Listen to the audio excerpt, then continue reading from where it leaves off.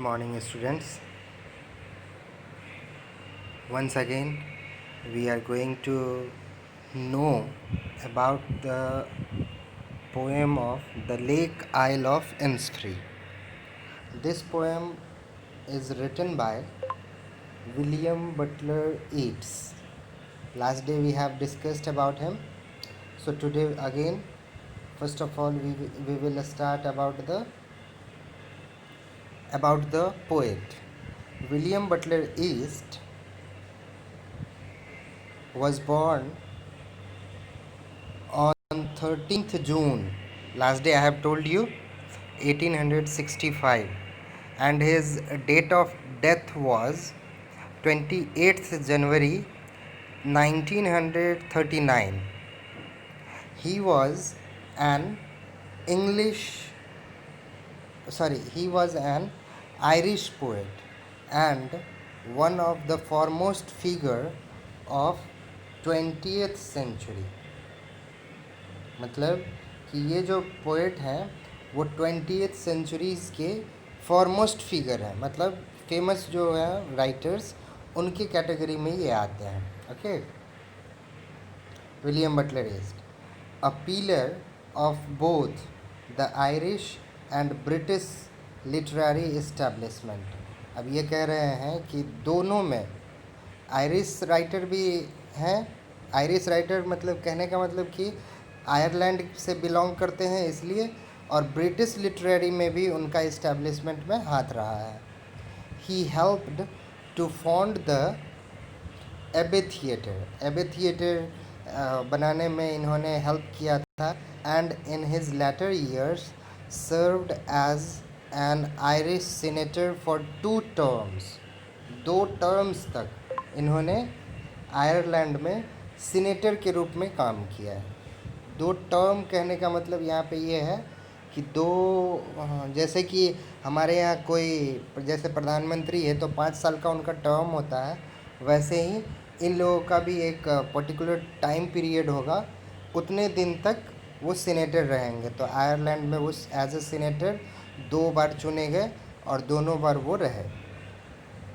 It's was driving force behind the Irish literary revival along with Lady Gregory, Edward Martin and others.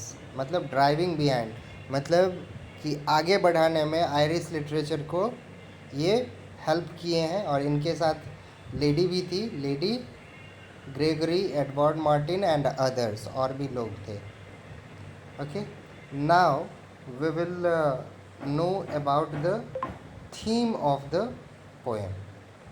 What the poem used to say us, we will know about that. The Lake Isle of Innisfree is based on 3 ideas. मतलब ये जो poem है 3 ideas के ऊपर based है. पहला है home, घर. दूसरा आइसोलेशन, एकांत जिसको कहते हैं हम लोग. मैन एंड नेचुरल वर्ल्ड, इंसान और वातावरण हमारा. While the poet lives in a city, हालांकि पोएट जो है इसमें सिटी में रहता है. He is unable to reconcile with his present situation, और अभी उसकी जो हालत है, प्रेजेंट सिचुएशन है, उसके साथ वो ठीक से एडजस्ट नहीं कर पा रहा है. It seems that in his heart core, और ये बातें उसको कहाँ फील हो रहा है, अपने हृदय के अंदर. He craves for a peaceful natural rustic setting. मतलब उनको इच्छा है क्या कि एक पीसफुल जगह उनको मिले, नेचुरल जगह मिले, जहाँ पे वो एकदम एकांत में चुपचाप एकदम सुनसान इलाका हो, वैसा जगह वो चाहते हैं. लेकिन ऐसा पॉसिबल नहीं हो पा रहा है उनसे, इसलिए वो क्रेव कर रहे हैं. स्ट्रॉन्ग डिज़ायर है उनको कि हम ऐसी जगह पे जाएं. अब दूसरा चलते हैं आइसोलेशन पे. Isolation can be very lonely. अब कोई भी जानता है, जैसे कि अभी हम लोग ने सुना है कि ये कोरोना को लेकर के आइसोलेटेड हो जाते हैं लोग. तो आइसोलेटेड होना मतलब क्या, एक अकेले एक रूम में रहना, ऐसा. नो, डिस्टेंस मेंटेन करना। तो वैसा ही आइसोलेशन जो है वो लोनली होगा, अकेलापन लगेगा, but not in the lake isle of Innisfree. लेकिन ये जगह जो है इंसफ्री के पास जो ये लेक आइल ऑफ इंसफ्री है, यहाँ पे आइसोलेशन फील लॉनली नहीं होगा, अकेलापन नहीं लगेगा। The poet seems to really crave for some solitude, मतलब पोएट को सॉलिट्यूड चाहिए, अकेलापन चाहिए, from his life in the congested and noisy city. अभी जहाँ है वो कंजस्टेड और नॉइजी सिटी में, यहाँ से वो निकलना चाहते हैं।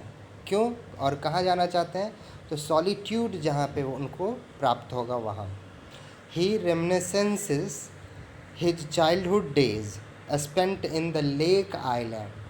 अब वो अपने चाइल्डहुड डेज़ को याद करते हैं जो लेक ऑफ आइलैंड इंसफ्री में उन्होंने अपना लाइफ बिताया था चाइल्डहुड में। देयर इज़ ऑलवेज कन्फ्लिक्ट, और हमेशा ही ये कन्फ्लिक्ट होता है ह्यूमन और नेचर में। कैसे कि हम अपने नेचर को, अपने सराउंडिंग को डिस्ट्रॉय कर रहे हैं, लेकिन यहाँ पे पोएट जो है वो कह रहे हैं क्या? There is always conflict between man and natural world, but however, लेकिन इस बात को अलग करके the poet seems to love the natural greenery, मतलब नेचर को वो लव कर रहे हैं, बर्ड्स उनको अच्छे प्यारे लग रहे हैं, insects and the lapping of the waves on the island शोर, और आइलैंड के किनारे जो लैपिंग का साउंड वो सुनेंगे वो उनको ज़्यादा ही पसंद आ रहा है, इसलिए वो उस जगह पे जाना चाहते हैं। The poem is a lyric, और ये पोएम पहले ही बताया था हमने कि ये लिरिकल पोएम है। लिरिकल पोएम उस पोएम को कहते हैं जिसमें पोएट जो है अपने इमोशंस को एक्सप्रेस करते हैं स्टैंजा के फॉर्म में। देखिए यहाँ पे लिखा हुआ है lyric, which is genre of poetry in which the poet expressing emotions briefly in stanzas or recognized form। Okay, तो ये हो गया थीम हमारे पोएम का। अब हम लोग चलते हैं पोएम के समरी को पढ़ते हैं। ओके, देखिए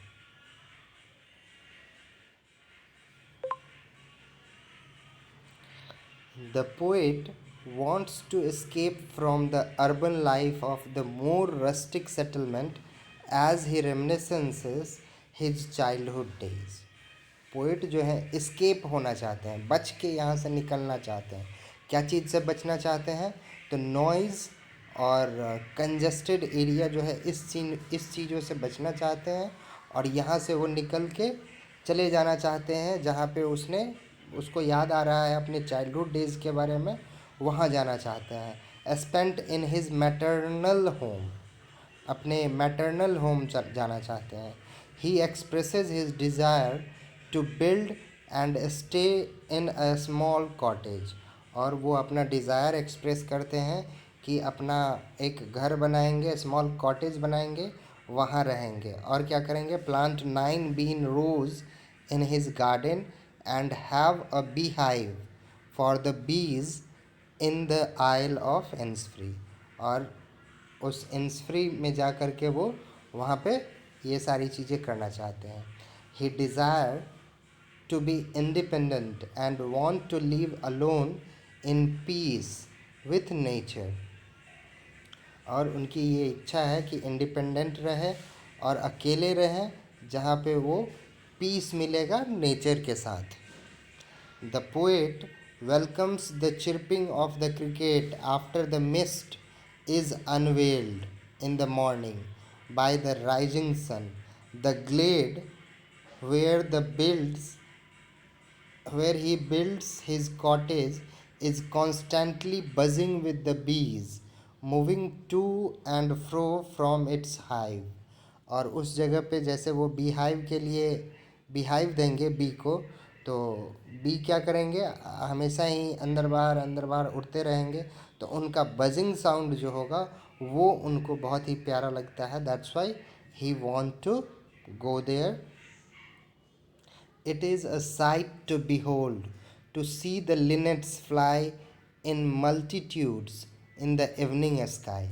और शाम के टाइम में वो किसको देखेंगे, लिनेट्स को. लिनेट इज़ अ बर्ड, उसको देखेंगे घूमते हुए. The clear night is enlivened by the twinkling of millions of stars.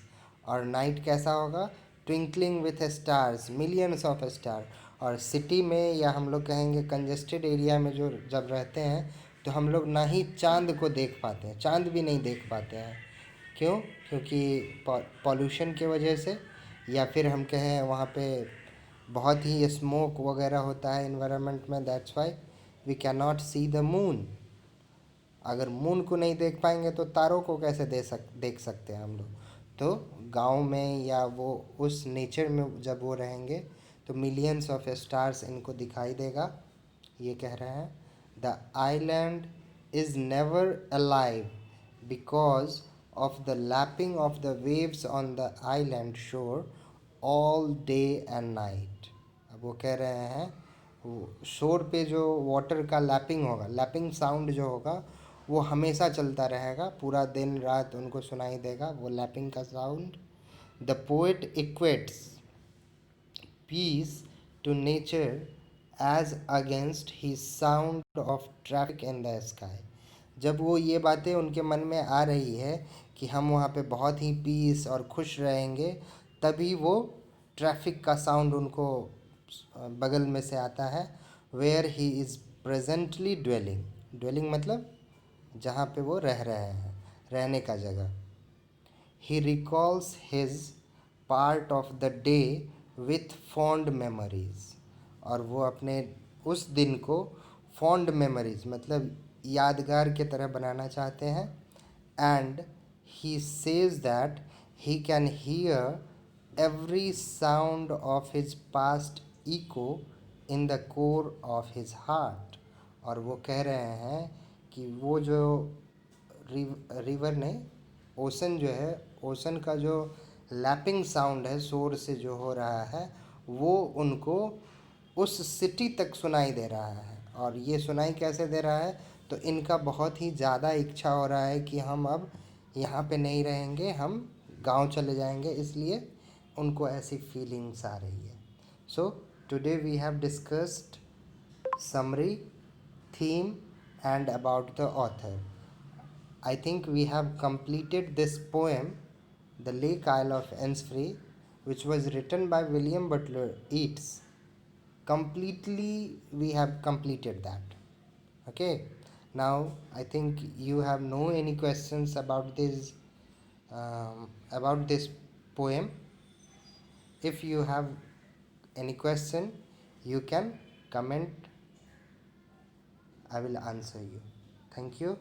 Have a nice day.